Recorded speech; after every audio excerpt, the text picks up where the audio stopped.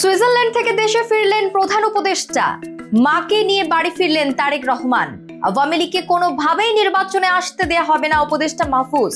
মার্কিন কোম্পানির সঙ্গে এলএনজি চুক্তি সই বাংলাদেশের। পানি নিয়ে ভারত চীন উত্তেজনায় ক্ষতির মুখে বাংলাদেশ।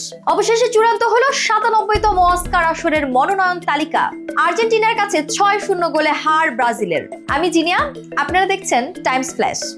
দাভোসে ওয়ার্ল্ড ইকোনমিক ফোরামের বার্ষিক সভা শেষে দেশে ফিরেছেন প্রধান উপদেষ্টা ডক্টর ইউনূস। WEF এর এই শীর্ষ সম্মেলনের ফাঁকে মোট ৪৭টি অনুষ্ঠানে যোগ দিয়েছেন তিনি। এ সময় একাধিক দেশের রাষ্ট্রপ্রধান, মন্ত্রী পর্যায়ে ব্যক্তি সহ বিভিন্ন কোম্পানির শীর্ষ কর্তাদের সাথে বৈঠক সারেন তিনি। বাংলাদেশে বিনিয়োগের জন্য তাদের আহ্বান জানান মোহাম্মদ ইউনূস। অবশেষে মাকে নিয়ে বাসায় ফিরলেন তারেক রহমান। যুক্তরাজ্যের হাসপাতালে ১৭ দিন চিকিৎসা শেষে ডাক্তারদের পরামর্শে ছাড়া পেয়েছেন খালেদা জিয়া। এ সময় নিজে গাড়ি চালিয়ে মা খালেদা জিয়াকে তার বাসায় নিয়ে যান তারেক রহমান। সাথে ছিলেন তার স্ত্রী ডাক্তার জুবাইদা রহমানও। বর্তমানে কিছুটা সুস্থ থাকায় আপাতত বাসায় অবস্থান করবেন খালেদা জিয়া। আওয়ামী লীগকে কোনোভাবেই নির্বাচনে আসতে দেয়া হবে না, এমন হুঁশিয়ারি দিয়েছেন উপদেষ্টা মাহফুজ আলম। চাঁদপুরে এক জনসভায় তিনি বলেছেন, যারা বাংলাদেশপন্থী তাদের মধ্যে নির্বাচন হবে। বাংলাদেশ বিরোধী আওয়ামী লীগ ফ্যাসিবাদীদের কোনোভাবেই নির্বাচনে অংশগ্রহণ করতে দেয়া হবে না। আওয়ামী লীগ দিল্লির কোলে আশ্রয় নিয়ে ফোঁস করছে বলেও এ সময় মন্তব্য করেন তিনি।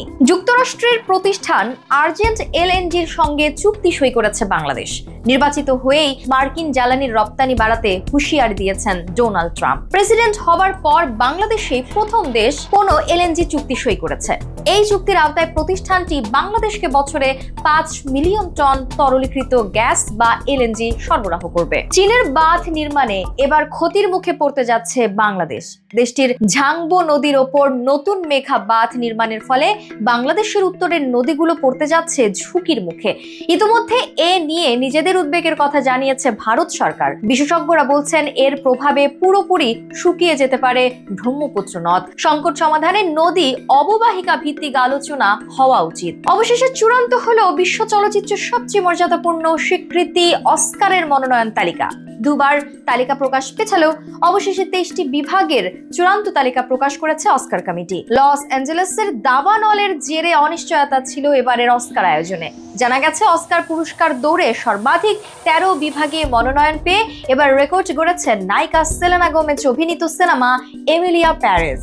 ৬-০ গোলের বড় ব্যবধানে ব্রাজিলকে হারালো আর্জেন্টিনা। চির প্রতিদ্বন্দ্বীদের কাছে ৬ গোল হজম করেও যেন হাফ ছেড়ে বাঁচল সমর্থকরা। কারণ আর এক গোল হলেই ফিরে আসতো 11 বছর আগের সেই 7 আপ দুঃস্বপ্ন। দক্ষিণ আমেরিকার অনূর্ধ্ব 20 চ্যাম্পিয়নশিপে মুখোমুখি হয়েছিল দুদল, যেখানে ৬ গোলের বড় ব্যবধানে হেরেছে ব্রাজিল। এর আগে ১৯৪০ সালে রোকা কাপে ব্রাজিলকে ৬-১ গোলে হারিয়েছিল আর্জেন্টিনা জাতীয় দল।